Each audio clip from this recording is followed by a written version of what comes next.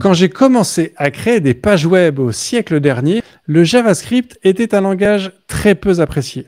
Aujourd'hui, il est partout.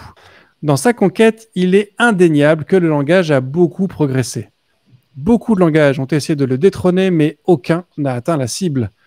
Dans ces nouvelles approches du web, un challenger émerge qui propose un paradigme fonctionnel et qui même se compile pour créer du JavaScript. Mais alors, Helm est-il la révolution dont le JavaScript a besoin? Le fonctionnel est-il le partenaire idéal à la gestion d'événements? Et surtout, peut-on enfin se passer du JavaScript? Pour répondre à ces questions tranchantes, je ne reçois pas Freddy Krueger, mais il s'y connaît en langages qui font peur. Théophile, bonjour. Bonjour. Cosa Vostra.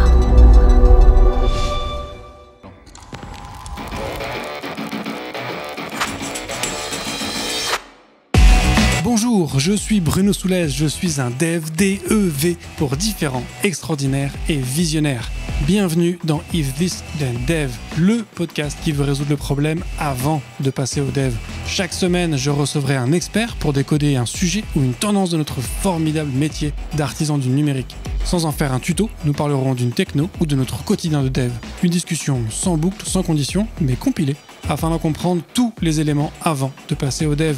Ce podcast est une production Cosa Vostra, où nous codons comme nous accompagnons nos clients, en étant différents, extraordinaires et visionnaires. Alors Théo, est-ce que tu pourrais te présenter pour les gens qui ne te connaîtraient peut-être pas? Oui, carrément. Donc moi, c'est Théophile Kalumbou. Je suis lead développeur chez VP depuis maintenant 4 ans. Et je suis un passionné de programmation fonctionnelle que j'ai découvert au travers du langage Helm. Okay. Du coup, tu as commencé le fonctionnel chez VP en découvrant Helm. Alors, je dirais peut-être pas par hasard, en fait, du coup, mais tu vois, est-ce que tu as commencé grâce à VP ou tu étais déjà sur du Helm avant et tu es arrivé chez VP justement pour faire du Helm? Alors, mon histoire avec Helm a commencé avant que je rejoigne VP, bien avant. En fait, on avait ce framework qu'on appelle React, hein, qui est utilisé et qui faisait pas mal de bruit quand il était couplé avec Redux. Et donc, j'avais commencé en fait à apprendre React, Redux, avec pas mal de principes fonctionnels avec Redux, l'immutabilité, les réduceurs, etc. Et par hasard, je suis tombé sur Helm, sur la page de Helm, sur le site officiel. J'ai commencé à jouer avec. Et lorsque j'étais lead développeur chez Wikar, donc il y a maintenant 6 ans, j'ai découvert ce langage et j'arrêtais pas d'en parler à mes collègues, sauf qu'en fait, forcément, c'était dur de faire adhérer parce que c'était React qu'on entendait partout. Mais j'ai entre guillemets eu le coup de foudre à ce moment-là. Ouais. J'imagine que c'était d'autant plus compliqué, c'est que c'est aussi un paradigme qui est complètement différent. Tu avais déjà une appétence pour le fonctionnel ou pareil, tu l'as découvert avec Helm? Pas du tout, je l'ai découvert vraiment avec Helm. Mon background, c'est très objet. Là, j'ai vraiment découvert le fonctionnel avec ce langage. Et donc, forcément, au début, on ne comprend pas forcément tout. On cherche nos classes, on cherche nos interfaces, on cherche pas mal de choses. Les réflexes, quoi.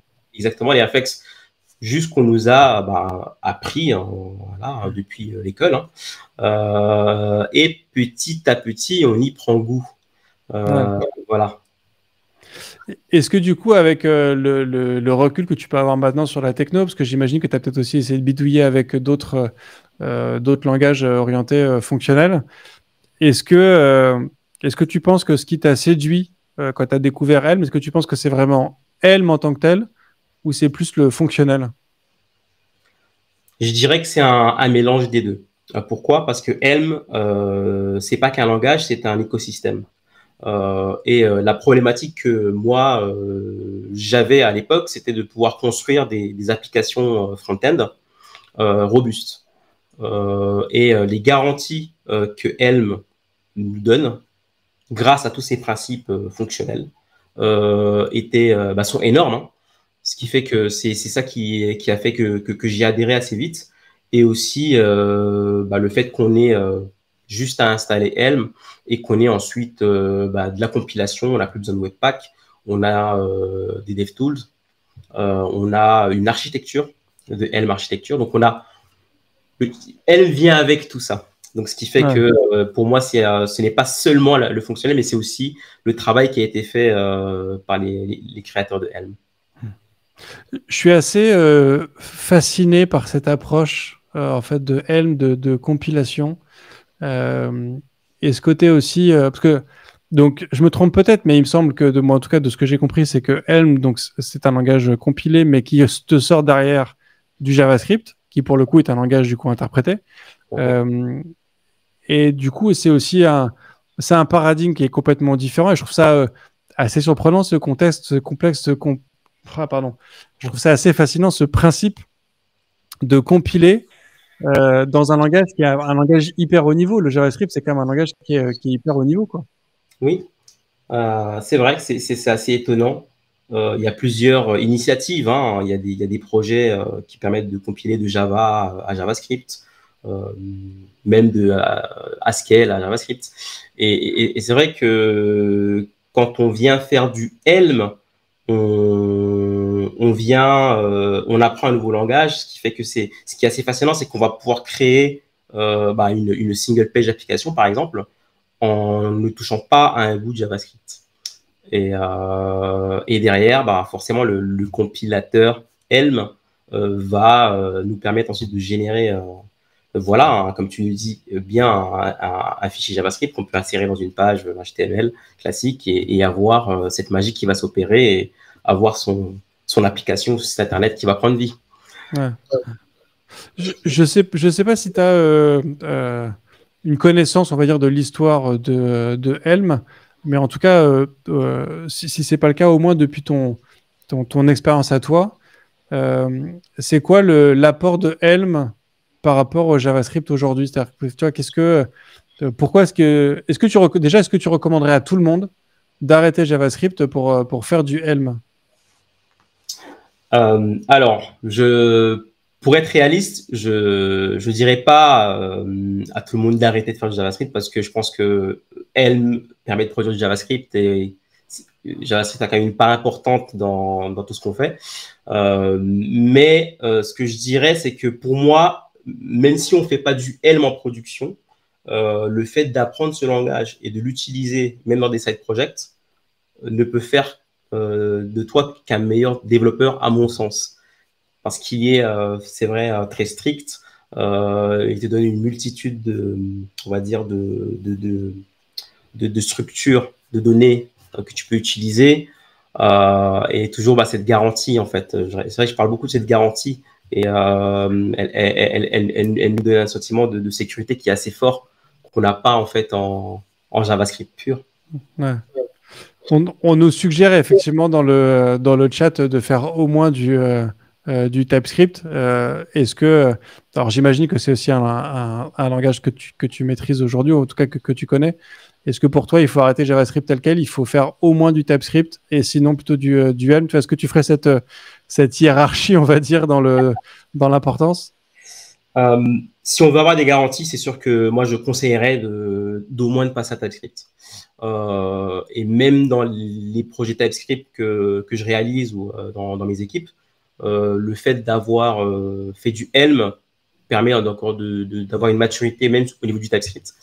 Même si c'est vrai que le désavantage, et c'est aussi la force de TypeScript, c'est que c'est un superset de JavaScript, ce qui fait que il y a pas mal d'échappatoires. On va mettre any, on va commenter, on met une petite règle slint. Voilà, on va pouvoir s'échapper. Alors qu'avec Helm, on va pas pouvoir s'échapper. Et le compilo va te parler, va t'indiquer tes erreurs et tu vas avoir comme une discussion avec lui. Mais non, je dirais pas d'arrêter de faire du JavaScript. Voilà, en fonction du projet qu'on a à faire, on va choisir la techno qui s'y prête. Mais ignorer Helm serait pour moi une erreur. Ouais. Bon, j'aime beaucoup la philosophie de se dire que t'as pas une techno universelle et qu'en fonction du projet, en fonction de l'équipe, il faut choisir effectivement la techno la plus adaptée. Moi, ce que je trouve très intéressant dans Helm, alors tu me contrediras peut-être, c'est cette notion de compilateur. Quand je discute avec des devs qui ont des langages compilés, tu sens quand même qu'en fait le compilateur c'est quand même un gros gain. Quand tu parles de cette notion de fiabilité, de sécurité que tu as avec Helm, que tu n'auras pas avec JavaScript, est-ce que ça vient justement uniquement de ce compilateur qui te permet du coup de détecter pardon, des erreurs avant de passer en prod et du coup de corriger ce qui pourrait être éventuellement corrigeable, ou pour toi il y a d'autres aspects dans le paradigme, dans les principes de Helm qui te permettent d'avoir aussi plus de stabilité? Oui, moi je pense que il y a deux piliers qui fait que on a de la sécurité. C'est vrai que d'une part, comme tu le disais, c'est le compilateur. C'est vrai que un travail très fort a été fait sur l'expérience de développement, sur tout ce qui est DX. Lorsqu'on va coder, les messages d'erreur sont très clairs, ce sont des messages qui proposent des solutions, qui te donnent des détails sur les erreurs et comment les corriger. Donc c'est actionnable comme feedback. Mais aussi, by design, le langage. C'est vrai que quand on va, ce qui est intéressant dans ce langage-là, c'est que il est aussi beginner friendly. Donc, quand on va vouloir créer une application, on va commencer par créer un petit programme qui ne peut pas communiquer avec l'extérieur. Et dans la documentation et même dans l'API, c'est très clair comment créer ce type d'application. Et si cette application, on veut la faire évoluer vers une application de type SPA ou une application qui va venir faire des appels à HTTP, etc., on a des fonctions, des modules pour ça, et on peut refactorer et migrer assez facilement, en fait, d'une petite application de type Hello World à une application professionnelle, quoi. Et c'est ce qui fait la magie de Helm et ce qui fait que c'est sécurisant. Ouais. Du coup, je note aussi, il y a un commentaire que je trouve joliment tourné dans le chat. Je te laisserai donner ton avis et peut-être enrichir le propos. On a JF Mangel qui nous dit aller vers TypeScript, c'est aller vers du code plus complexe. Aller vers Helm, c'est aller vers du code plus simple. Oui, alors, salut Yoron. En fait, je connais JF Mangel, donc je me permets aussi de lui dire bonjour. C'est vrai que je partage l'argument. Là, c'est vrai que TypeScript apporte quand même de la complexité et c'est aussi l'un des arguments sur des puristes de JavaScript. Et en effet, aller vers Helm, on est sur du code plus simple parce que c'est du code prédictible et on est sur du code aussi où on a un certain nombre de codes, on va dire, à respecter. Et ensuite, c'est toujours la même chose. Pour faire une application type Hello World ou un compteur et aller vers une application plus complexe, on aura toujours les mêmes principes, toujours les mêmes, toujours la même chose. Et on n'aura pas, comme on peut le voir parfois en JS, des bizarreries, on va dire, liées au fait que le langage est vieux et qu'il cesse d'être rétrocompatible. Voilà. Ouais. Alors, quand tu me dis qu'il y a une complexité équivalente entre un projet Hello World et un framework plus taffé pour un site web complet ou une web app plus complète, pour moi, il y a deux possibilités. C'est que soit le langage est trop compliqué pour faire des choses simples, soit que le langage est trop simple pour faire des choses compliquées. Oui, c'est vrai que c'est une question compliquée, c'est vrai. Moi, ce que je dirais par rapport à cette remarque, c'est que l'idée, c'est de construire des applications qui durent dans le temps. Et je sais pas vous, mais créer une application Hello World, c'est pas forcément ce qui court les rues quand on est dans un cadre d'une entreprise. Et là où, c'est vrai que l'une des faiblesses de Helm, si on peut appeler ça une faiblesse, c'est que lorsqu'on a besoin de faire, par exemple, des choses super, on va dire entre guillemets simples, mais qui derrière ont l'air magiques, comme le fait d'avoir tout ce qu'on appelle le mouse over, donc ces menus où on va aller survoler et donc un menu, et quand on va quitter la zone, le menu va se fermer automatiquement. Oui, en 2-3 coups de JS, on va pouvoir faire des choses assez facilement. En Helm, c'est vrai qu'on va devoir adhérer à une structure qui a été établie, mais toujours avec des garanties. Voilà. Ça paraîtra peut-être plus de code, voilà, plus de boilerplate entre guillemets.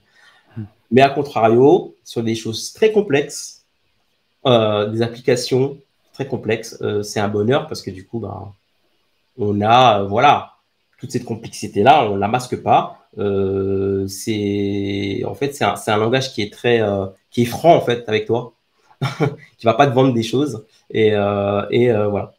Tu vas pouvoir utiliser ce que tu as utilisé pour bâtir ton application très simple et Word. Tu vas pouvoir utiliser les mêmes principes et pouvoir créer, voilà, même des jeux vidéo. Tu vas pouvoir créer des applications assez riches. Voilà, pas mal de choses. Ouais.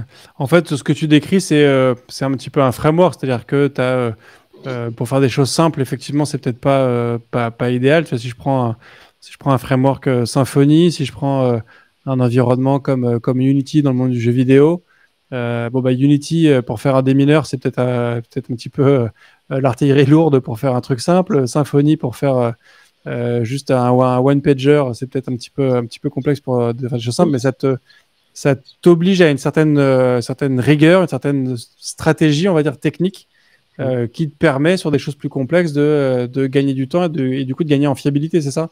Oui, exactement.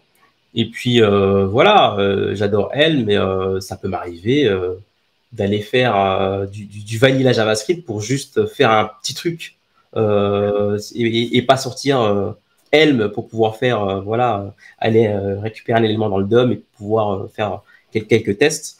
Mais c'est vrai que sur un projet d'entreprise, pour que ce soit scalable, pour pouvoir faire des développements avec plusieurs ingénieurs et voilà, modulaire, etc., je conseillerais Helm tous les jours. Ok, tous les jours. Est-ce que, hop, euh, euh, tac, pardon, j'ai un petit problème d'écran. Hop là. Sur du coup, j'ai perdu ma question. Est-ce que sur l'histoire, on va dire, de Helm, est-ce que tu pourrais nous raconter un peu, je sais pas, qu'est-ce qui a initié cette création? Quelle était enfin, la volonté derrière ou le paradigme qui a voulu être appliqué avec Helm? Alors, au niveau de l'histoire, moi, je suis pas pro dans toute l'histoire de Helm, mais c'est vrai qu'il y a des moments clés. Hein. C'est vrai il faut savoir que Helm a été créé suite à un sujet de thèse, hein, donc de créateur qui s'appelle Evans Chapelke. Désolé Evans si j'ai mal prononcé ton nom. Voilà, qui est une personne assez brillante et qui a sorti ce langage. Et c'est vrai que quand j'ai commencé, il me semble que c'était la version 0.17 ou 0.16. Il y avait tout un principe de signal, de pas mal de concepts très lourds en fait. Et le langage a ensuite été simplifié avec tous les messages. On a enlevé tout ce qui était signals. Tout de suite, c'est devenu, on va dire, plus digeste et beaucoup plus sympa, hein, pour ne rien cacher. L'histoire de Helm, elle est aussi liée à l'histoire des Redux, en fait, parce que du coup, ce que beaucoup de gens ne savent pas forcément, c'est que Dan Abramov, le créateur de Redux, s'est inspiré en fait de Helm pour créer Redux. On peut voir là, même aujourd'hui, quand on travaille avec des outils qui font du state management et une approche événementielle, qui a des choses qui viennent de Helm en fait, et des principes qui viennent de Helm. Donc si on parle d'histoire, pour moi, l'histoire de Helm est aussi liée à ces histoires de tous ces outils comme Redux qui ont eu une popularité qui est une énorme popularité.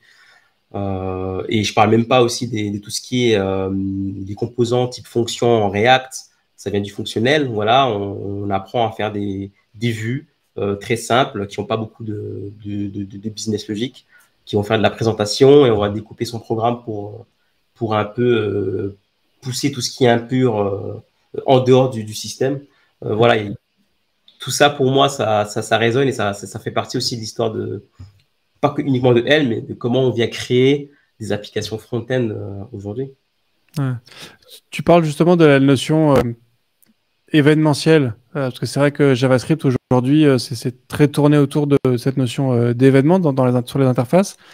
Alors, c'est peut-être que moi, je suis pas suffisamment fonctionnel pour comprendre le truc, mais j'ai un peu de mal, j'avoue, à voir comment est-ce que le fonctionnel peut s'adapter à cette organisation plutôt événementielle, parce que de ce que moi je perçois en tout cas, c'est vrai que le web a un côté assez adapté en fait à cette notion d'événement. Du coup, que quand je clique sur quelque chose, quand je survole quelque chose, quand je bouge un truc, il y a cette notion effectivement d'un événement qui est déclenché et qui va du coup aller déclencher un ensemble d'actions.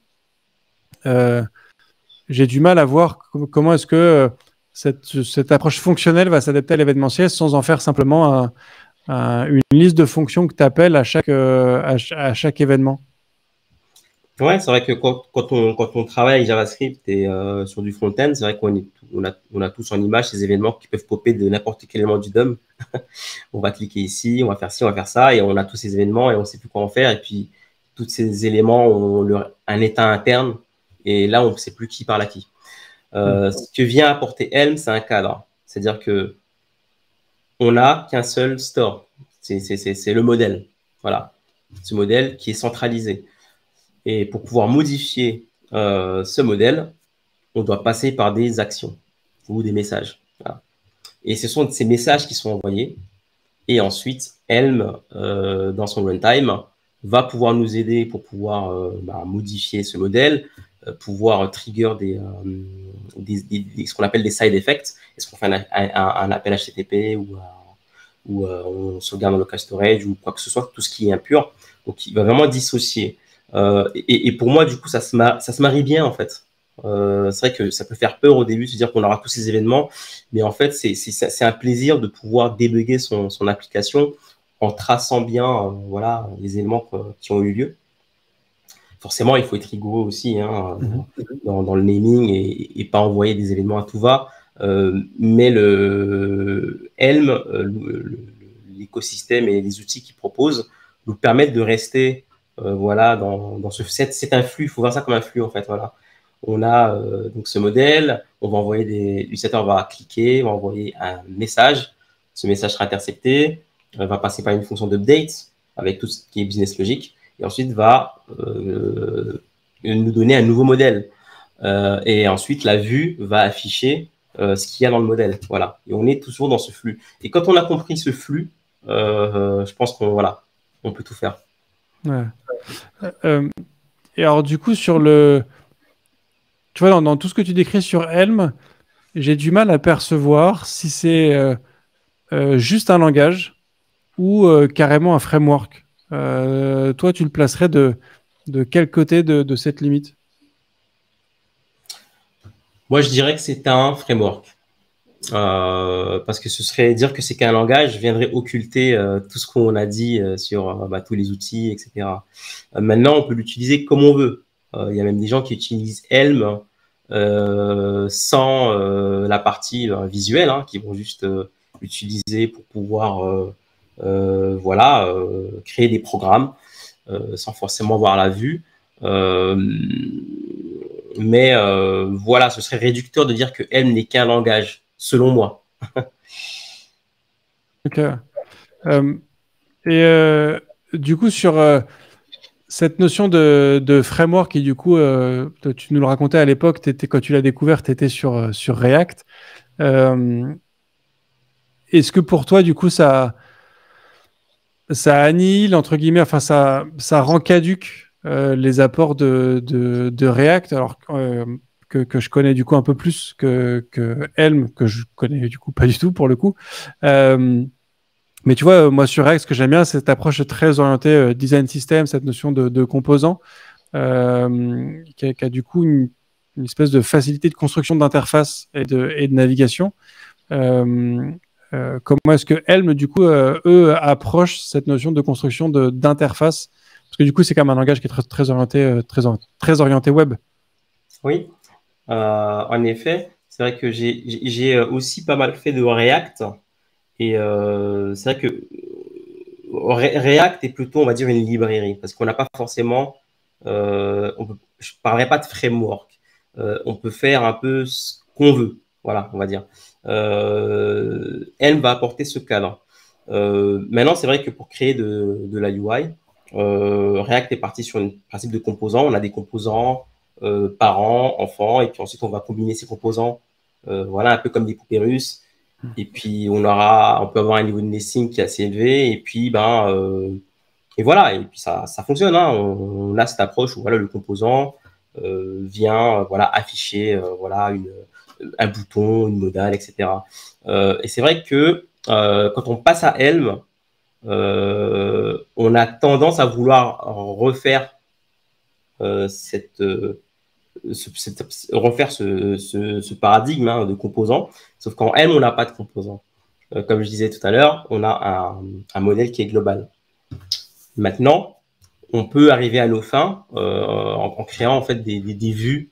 Ce sont des fonctions très simples. Hein.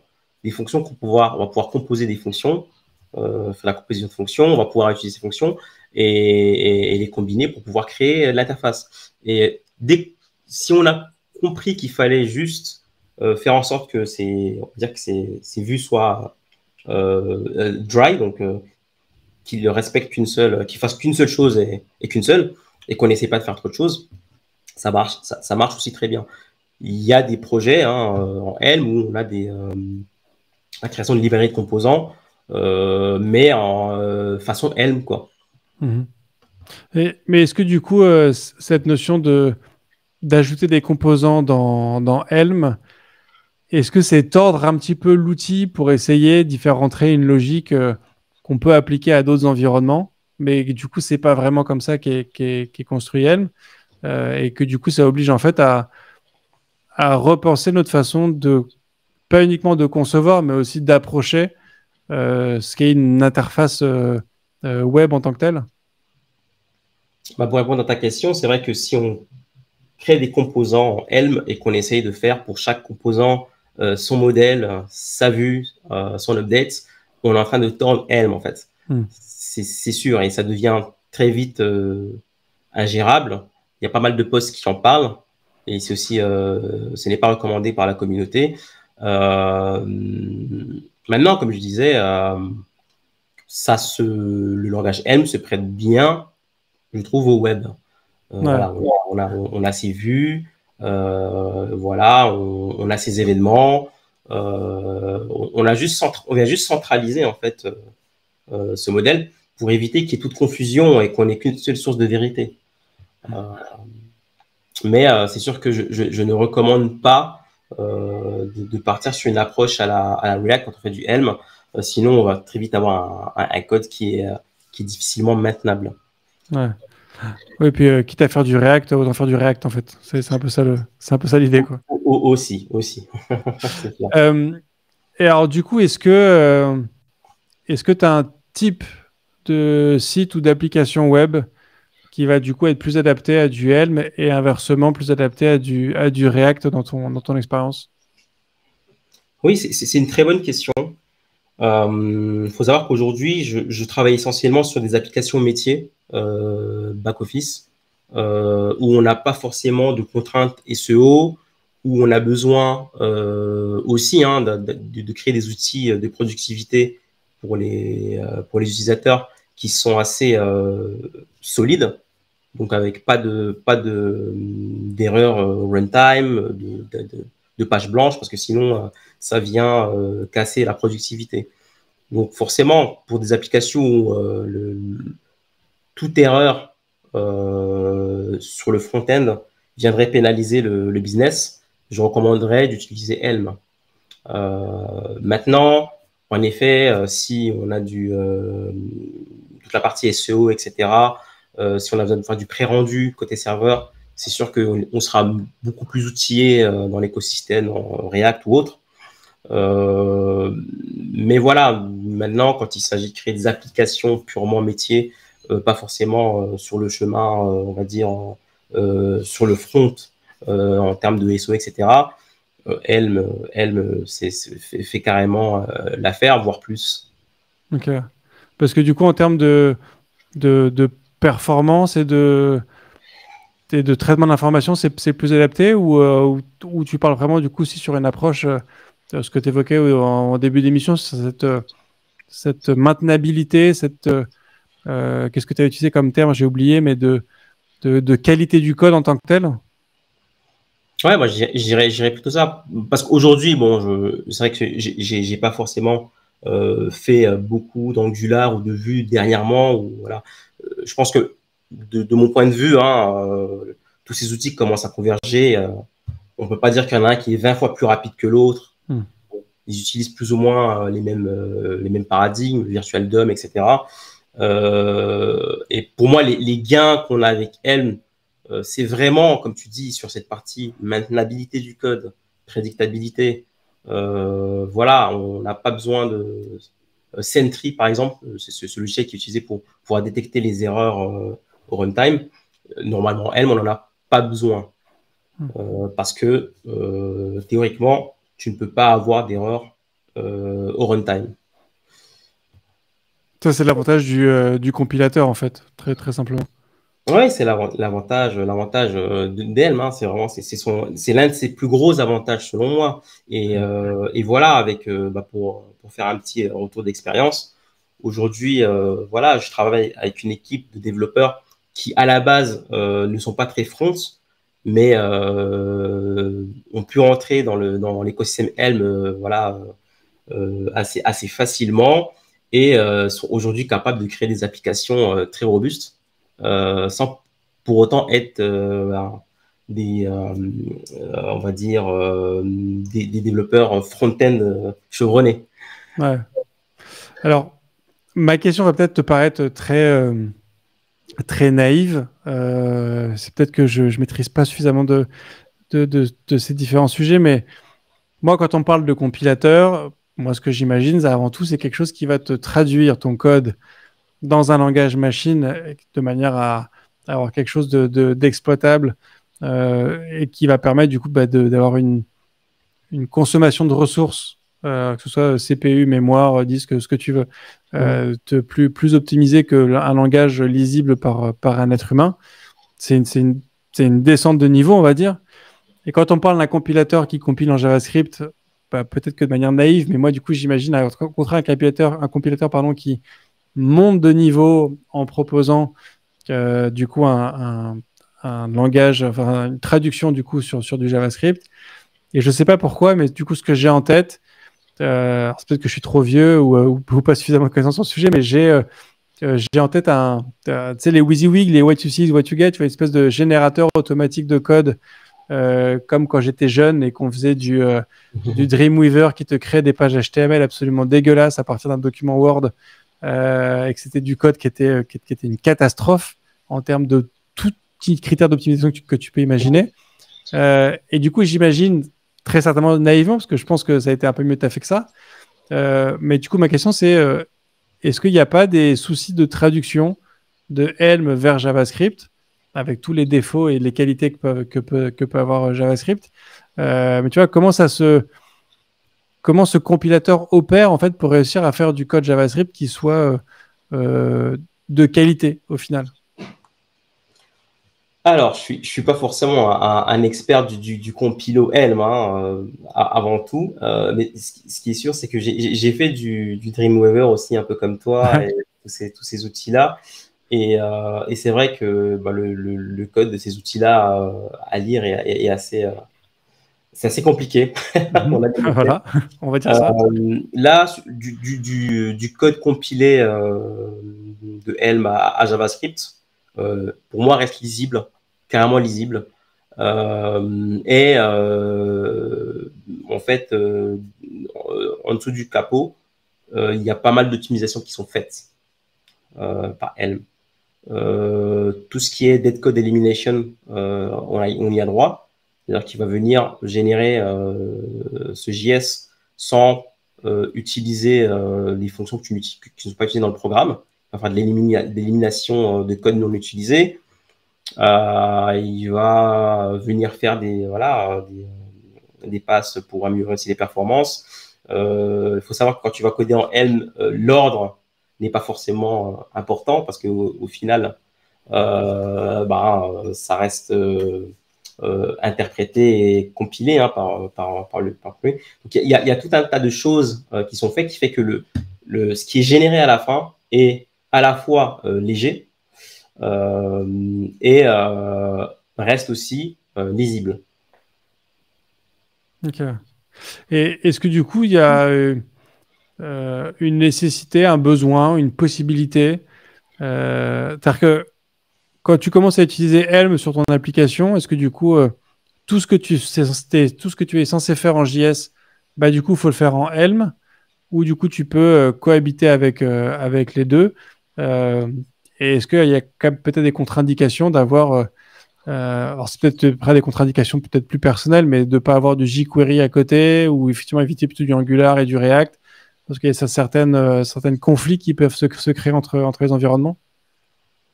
Ouais, bah, du coup, c'est une bonne question parce qu'il faut savoir que Helm, aujourd'hui, on le sait, hein, n'est pas mainstream.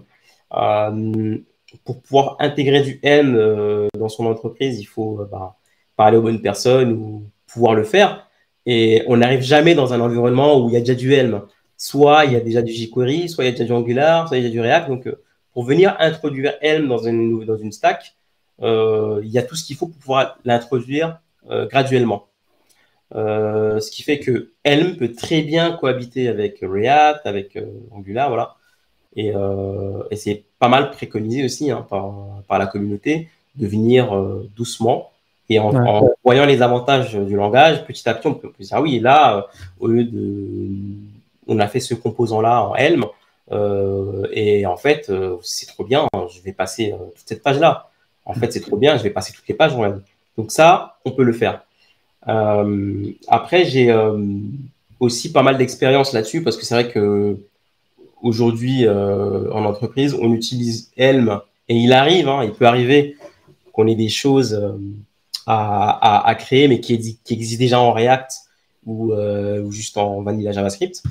Et il y a une approche qui est intéressante, c'est d'utiliser ce qu'on appelle les web components. Si on a un web component, on peut l'utiliser dans Helm facilement parce qu'on a cette balise personnalisée. Et dans l'autre sens, on peut aussi créer des web components en Helm. Chose qu'on fait aussi chez nous.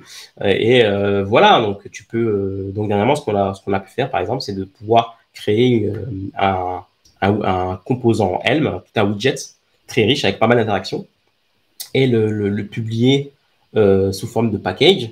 Et une équipe qui fait du Vue.js, par exemple, peut utiliser cette application. Donc, ça reste du JavaScript. Donc, on n'est pas. C'est vrai qu'on a tendance à se dire, je vais partir sur Helm, je vais être bloqué. Je vais pas trouver de dev, je vais galérer, il n'y aura pas de libre. Tu auras un code qui est plus maintenable. Et si jamais tu as besoin d'utiliser cette lib qu'on utilise en React ou quoi, tu as toujours un moyen de faire autrement, de connecter le reste du monde, quoi. Ouais, parce que ce côté effectivement compilateur qui te produit du JavaScript, ça te fait qu'au final, tu peux presque avoir un dev dans ton équipe qui fait du Helm sans que tu le saches, parce qu'au final, il te produit un JS à la fin qui peut du coup après intégrer dans la CI/CD et selon ton environnement, en fait, ça peut s'intégrer complètement. Donc en fait, est-ce que tu peux quasiment avoir un dev parmi une équipe de dev React qui fait du Helm? Ouais, c'est possible. De toute façon, c'est possible. On a besoin, pour démarrer une application Helm, on a besoin d'un élément dans le DOM avec un ID, par exemple. Et quand on va compiler son programme Helm, on aura un fichier JavaScript qui va embarquer le runtime Helm et qui va aussi avoir ton code, quoi. Et on va lui dire, ben voilà, lance l'application modale, par exemple, une modale, dans cette div qui s'appelle ma super modale. Et il n'y aura que cette partie-là qui démarrera en Helm. Et si tout l'autre et le reste de l'équipe il fait du React, ça posera pas de problème. Je vois. Ce que je trouve rigolo dans cette histoire des langages web, si tu as fait du Dreamweaver, tu as peut-être aussi fait un peu de Flash avant que ce soit complètement tué par Apple. Oui.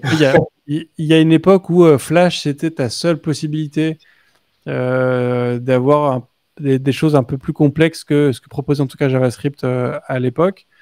Mais donc, du coup, Flash a été tué.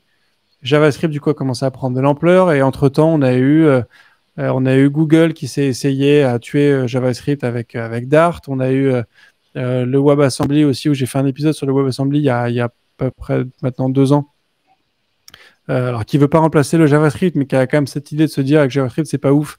On peut faire peut-être plus de choses avec du WebAssembly. Est-ce que du coup, cette arrivée de Helm, est-ce qu'on pourrait le traduire comme étant une espèce d'aveu de victoire de JavaScript en mode OK, le navigateur et JavaScript, c'est là pour rester, il faut faire avec. Et du coup, d'améliorer la qualité de ce qu'on fait en JavaScript en améliorant, du coup, non pas le langage, mais la vie des devs et du coup de ce qu'ils peuvent produire qui donne du JavaScript derrière. Ouais, c'est une question intéressante. Déjà, j'ai été flasher. Voilà, j'ai fait du Flash, de l'ActionScript, qui était un langage assez évolué, hein, avec des types, etc. Et qui ne générait pas, on va dire, du JavaScript, parce que c'est SWF, Shockwave, je ne sais plus comment. Ouais. Qu'on vient intégrer dans sa page avec un plugin. Et quand j'ai commencé à faire du Helm, j'ai retrouvé un peu on va dire ce plaisir de pouvoir faire des choses sans être bloqué par le côté un peu rudimentaire de JavaScript. Après, de dire que Helm donne raison à JavaScript et nous dit que JavaScript entre guillemets à gagner cette guerre, je dirais pas ça. Moi, ce que je dirais, c'est que JavaScript, il est là. Il est là pour durer. Pour moi, je pense qu'il est même indéboulonnable. J'ai l'impression. Mais Helm a comme cible JavaScript, mais rien n'empêche à Helm d'avoir comme cible du WebAssembly ou d'avoir d'autres langages en cible. Ça reste un langage qui est ce qu'il est, qui est très sympa à utiliser, très agréable à utiliser, et on ne sait pas ce que le futur sera pour Helm. Même s'il partage aujourd'hui une histoire commune avec JavaScript, c'est pas forcément dit que ça reste comme ça. On ne sait pas. Comme tu disais, Flash est mort du jour au lendemain. On ne sait pas ce qui va se passer avec le reste. Mais aujourd'hui, ça reste quand même une option qui est quand même très intéressante et qui a l'avantage de générer du JavaScript qui est utilisé partout. Oui, c'est ça qui est fou avec le JavaScript, en fait, c'est que c'est la seule techno aujourd'hui où tu peux créer une application qui fonctionne sur tous les terminaux mobiles du monde, sur tous les ordinateurs du monde, qu'ils soient Linux, PC, Mac, ce que tu veux. C'est la seule techno qui est absolument partout, en fait. C'est-à-dire que je ne sais même pas si on a besoin d'avoir quelqu'un qui déclare que JavaScript a gagné, que ce soit Helm ou quelqu'un d'autre. Mais tu as une espèce c'est la seule techno aujourd'hui qui est présente de manière universelle, quoi, réellement universelle. Exactement. Pour du coup revenir sur du Helm, tu disais tout à l'heure que on a peu d'entreprises qui utilisent du Helm. Pour toi, c'est dû à quoi? Il y a une difficulté d'outillage, c'est une méconnaissance, c'est que c'est un projet qui est encore trop jeune ou qui manque de maturité. Tu vois, comment t'expliques parce que quand on t'écoute parler de Helm, on a envie d'essayer. On se dit que c'est une techno qui a l'air idéale, qui apporte beaucoup de valeur ajoutée. Pourquoi est-ce qu'elle n'est pas plus présente en entreprise? Je dirais, Helm a 10 ans quand même, à 10 ans. Donc, c'est quand même un langage qui est mature. Le problème, je pense, c'est quand on vient parler, par exemple, aux décideurs dans les entreprises et qu'on nous dit, quel langage tu proposes? Voilà, je propose Helm. C'est quelle version déjà? Et puis tu dis 0.19. Et là, malheureusement, les gens bloquent. Ils se disent, mais 0.19. À cause du 0. C'est pas fini. Pourquoi c'est pas 1.0? Donc, il y a cette méconnaissance et aussi ce côté, forcément, il faut faut vendre son truc. Et c'est vrai que si les créateurs de Helm avaient voulu être plus vendeurs, peut-être qu'ils auraient indiqué que c'est la version 1, et puis voilà. Mais bon, c'est pas forcément leur stratégie, hein, c'est pas forcément ce qu'ils veulent faire. Et je pense que c'est l'une des raisons. Ça peut avoir l'image d'un langage qui est pas fini, alors que voilà, c'est complet. Et l'autre raison, je pense, et qui elle, mais aussi victime, comme beaucoup de langages qui sont pas mainstream, on cherche, dans les fiches de poste, on va dire, je cherche un développeur React, je cherche un développeur Angular. Et en fait, non, en fait, on cherche des développeurs, on cherche des ingénieurs, et on vient toujours placer en fait l'outil. Et du coup, si tu parles avec les RH, si tu leur dis, la fiche de poste, c'est je cherche un développeur Helm, forcément, on va pas trouver de gens. Beaucoup moins de gens, en tout cas, que si on dit, voilà, je cherche un développeur JavaScript. Et du coup, il y a aussi cet effet-là. Et c'est pourquoi, en fait, il faut être un peu plus malin, je pense, et se poser les bonnes questions. Qu'est-ce qu'on a envie de faire? Est-ce qu'on veut créer une application pérenne, robuste dans le temps? Est-ce qu'on veut faire une petite application qu'on va pouvoir tuer rapidement? Voilà, ça dépend du besoin qu'on a. Et ouais, voilà, elle n'est peut-être pas beaucoup représentée, mais voilà, il y a même des très grosses sociétés qui utilisent elle pour divers projets. Ouais. Il y a Herold qui nous dit dans le chat qu'il y a peut-être aussi le fait qu'il n'y a pas de grosses entreprises qui sponsorisent et qui marketent énormément le Helm. C'est vrai que React, il y a Facebook derrière qui, avec toute sa stratégie de communication, avec tous ces...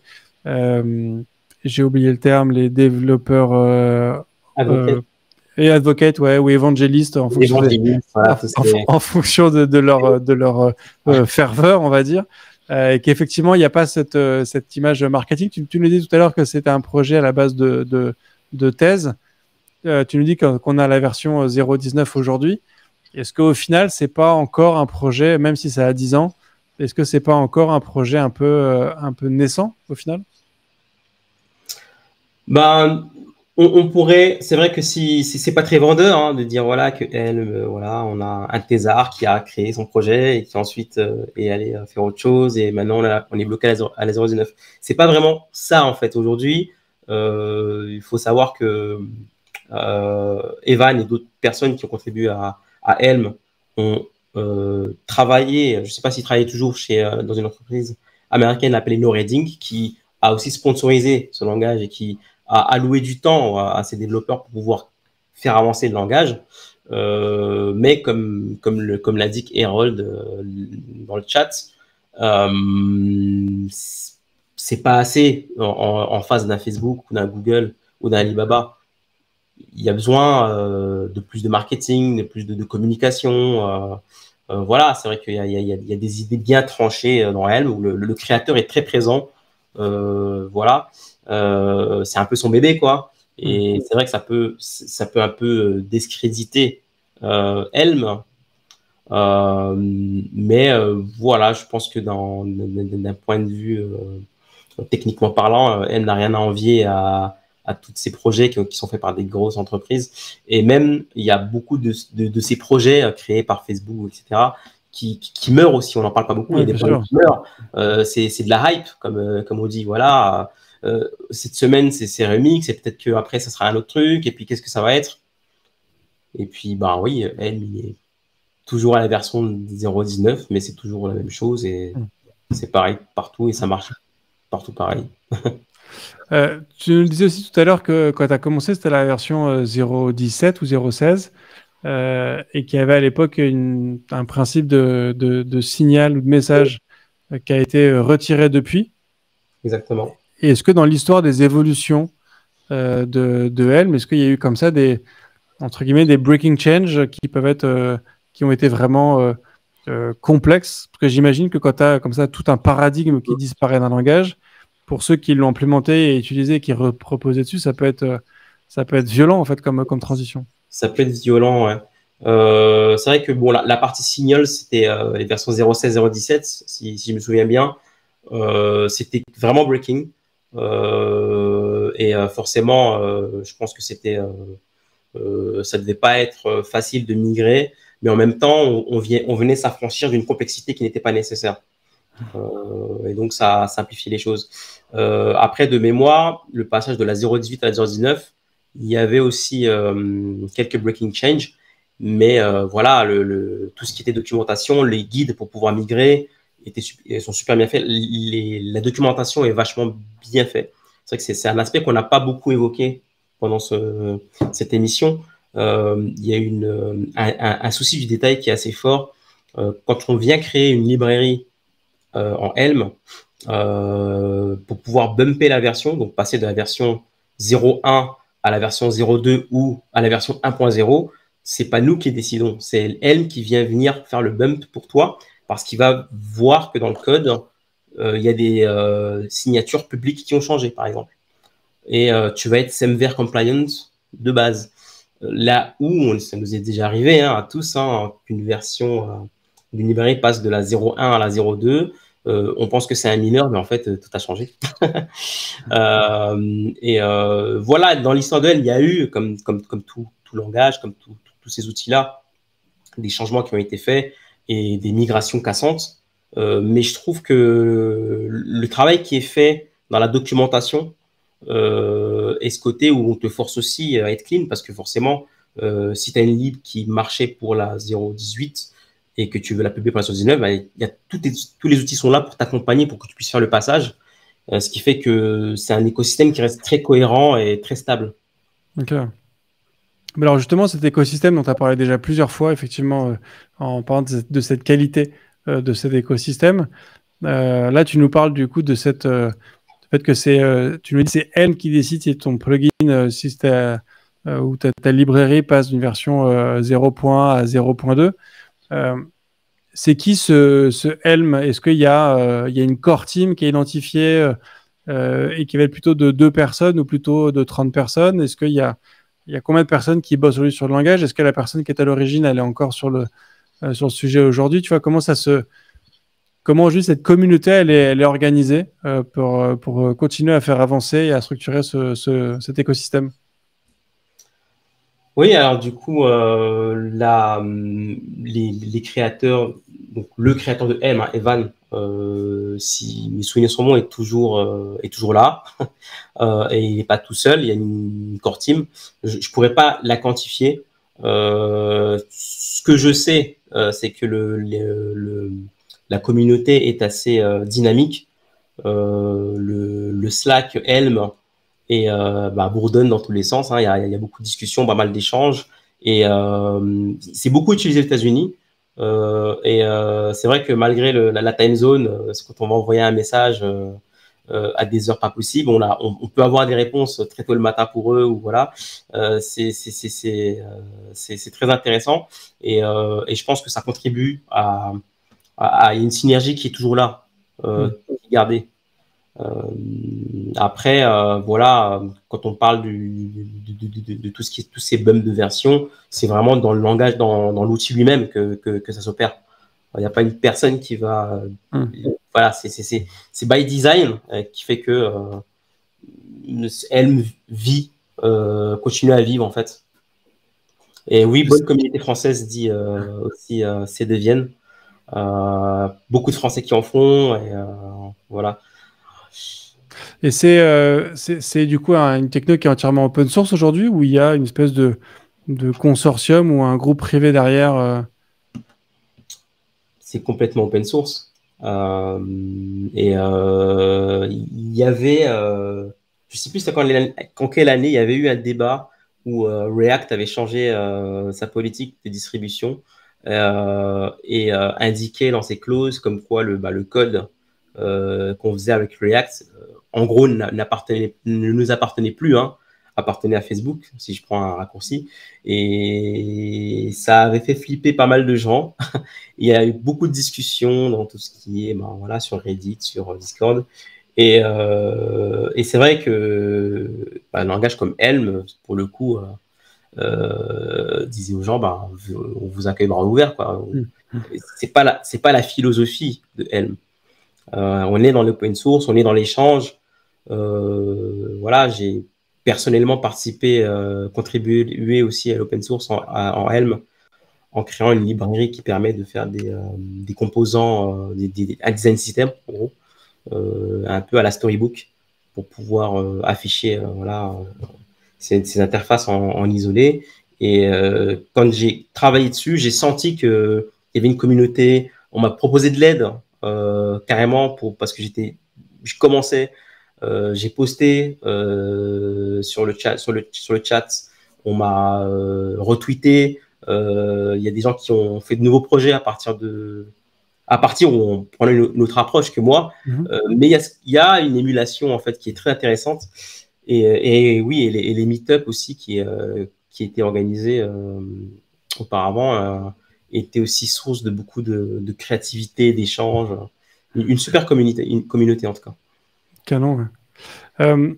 Et alors du coup sur la partie apprentissage, est-ce que un dev expérimenté React aura, on va dire, un peu plus de difficulté à se mettre sur Helm qu'un développeur qui connaît pas JS, ou au contraire avoir une expérience React est préférable? Tu vois, quelle est un peu la courbe d'apprentissage sur Helm?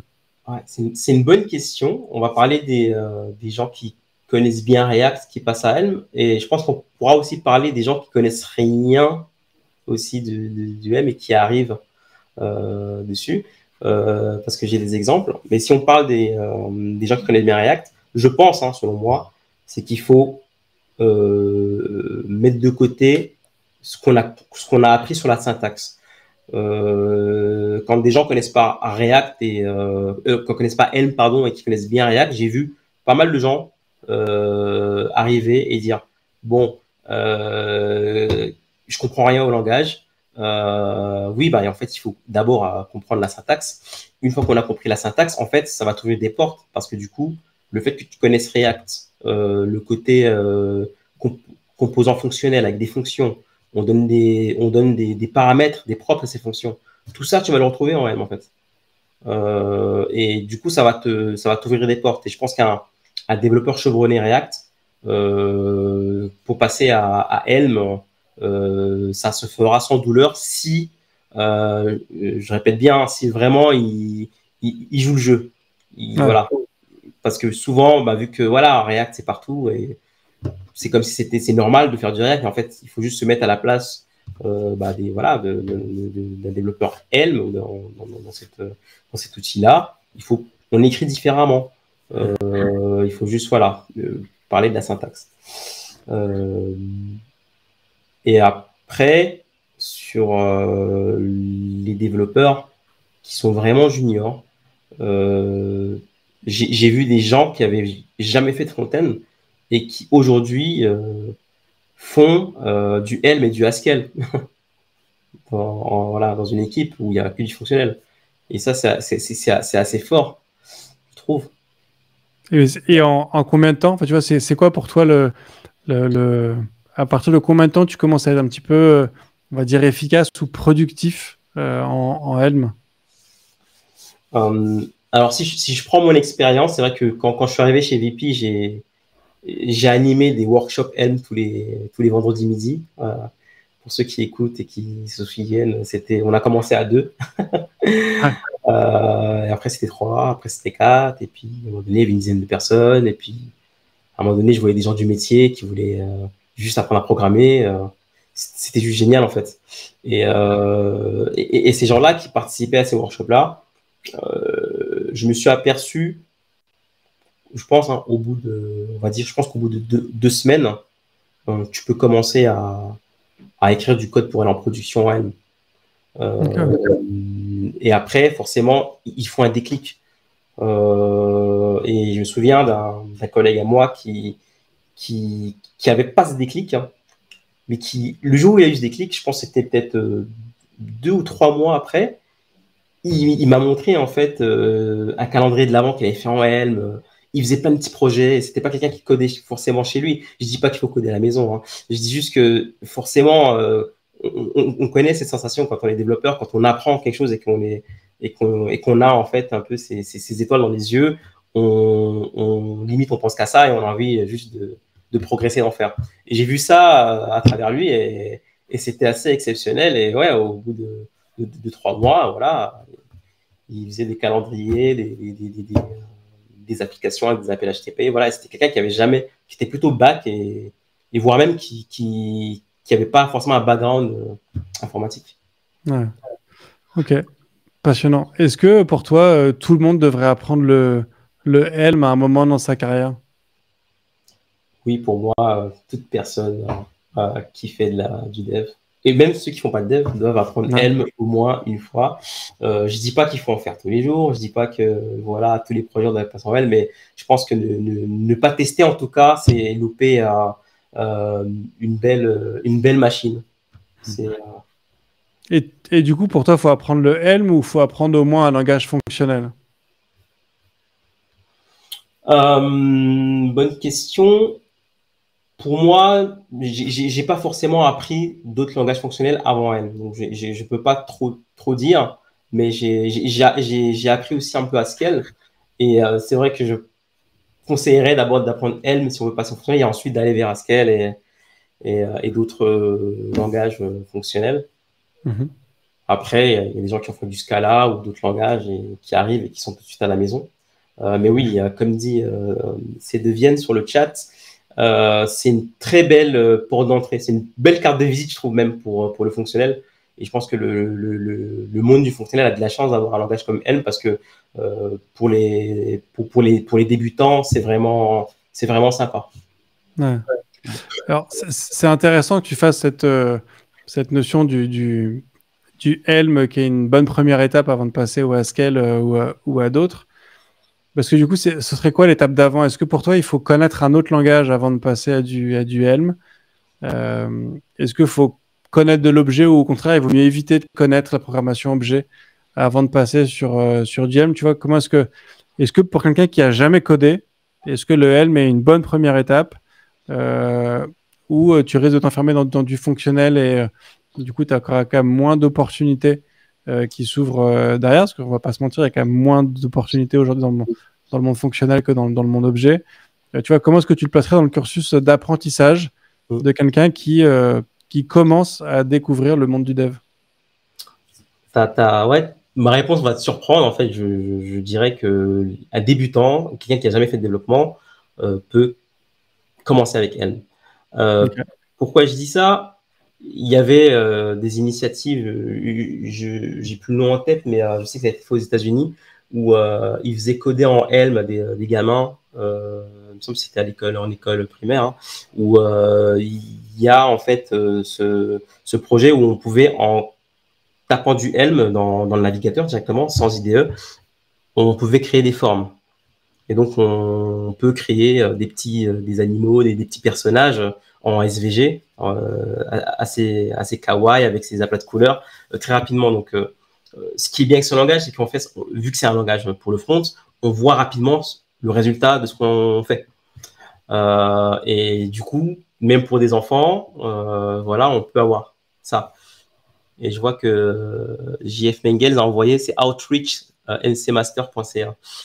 Apparemment qui est ce projet-là.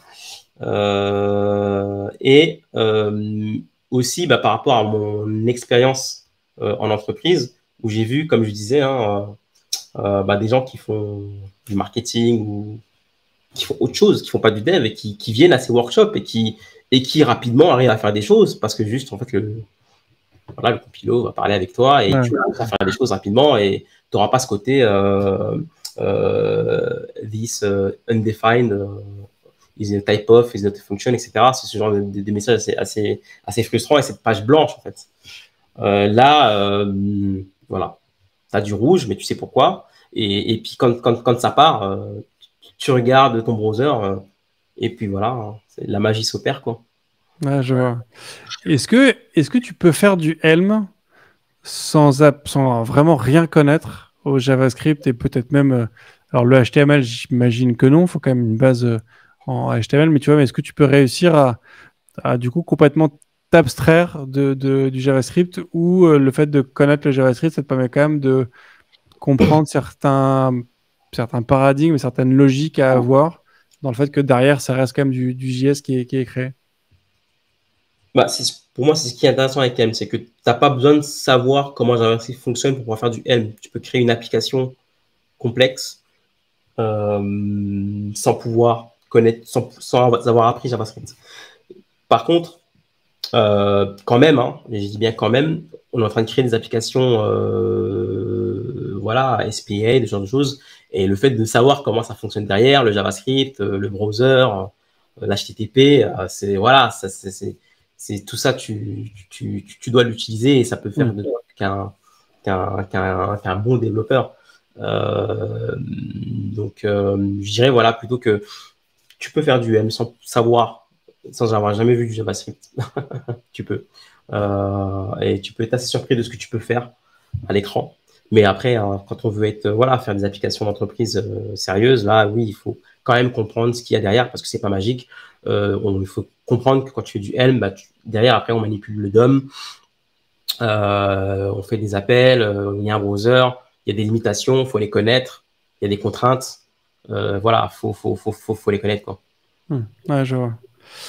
Top. Merci beaucoup, Théo, pour tout ça. J'aurais une dernière question pour toi, qui est la question rituelle du podcast IFTTD. Est-ce que tu es plutôt espace ou tabulation? Moi, je dirais que tant que c'est toujours la même chose et que c'est pas un coup d'état avec des espaces, on utilise ce qu'on veut. Et puis, c'est tout. Très bien, c'est une bonne réponse. Ouais. Du coup, on n'aura pas ta préférence personnelle. Faut que ce soit cohérent. Faut que ce soit cohérent. Très bien, ça me va tout à fait comme réponse. Merci beaucoup, Théo. De rien. Et merci à tous d'avoir écouté cet épisode. J'espère qu'on vous a donné envie de découvrir le Helm et de tester si vous ne le connaissez pas encore. Je pense que c'est effectivement une techno qui est intéressante. C'est aussi l'occasion de se mettre au fonctionnel. Comme on l'a dit dans le chat, comme le disait Théo, c'est une bonne porte pour le fonctionnel. Et je pense que si vous devez apprendre un autre langage, je pense que c'est intéressant de s'intéresser au Helm, parce que c'est important de découvrir d'autres paradigmes, d'autres façons de faire. Et le fonctionnel, il y a très forte chance que vous soyez un développeur objet aujourd'hui. Intéressez-vous au fonctionnel, c'est un autre paradigme, c'est une autre façon de concevoir les choses. Et du coup, c'est vrai, ça vous enrichit vraiment en tant que développeur ou développeuse. Et merci aussi de continuer à partager ce podcast autour de vous. Je vous le dis à chaque fois, mais vraiment merci parce que c'est réellement top. Et j'aimerais du coup remercier. Alors j'ai pas le nom, c'est Goosense pour le remerciement sur Twitter pour l'épisode sur le recrutement et celui sur Ada, qui est un autre langage assez intéressant que vous pouvez du coup essayer de retrouver. Il y a un épisode du podcast IFTTD sur le langage Ada qui était aussi très intéressant. Je vous remercie à tous, je vous souhaite une très bonne fin de semaine, je vous dis à la semaine prochaine et d'ici là, codez bien. Merci d'avoir écouté cet épisode de If This Then Dev et merci à toute mon équipe de Cosa Vostra à la production de cet épisode. Merci aussi à Alan, Ada, Linus, Bill, Steve et Steve de nous avoir ramenés jusqu'ici. Si ce podcast vous a plu, committez-vous en vous abonnant, déployez-le autour de vous et vous pouvez aussi nous faire une petite code review en nous laissant 5 étoiles sur votre plateforme de podcast préférée. La conversation continue bien sûr avec vous sur Twitter, LinkedIn, Facebook, Instagram, chacun sa techno, @ifthisdendev ou @bibir, BIBEAR. Vous retrouverez aussi tous nos épisodes sur notre site iftttd.io. Et enfin, si vous avez besoin d'une agence pour vous accompagner ou si vous souhaitez rejoindre une équipe tech passionnée et passionnante, écrivez-moi sur bruno@cosavostra.com. Merci à tous.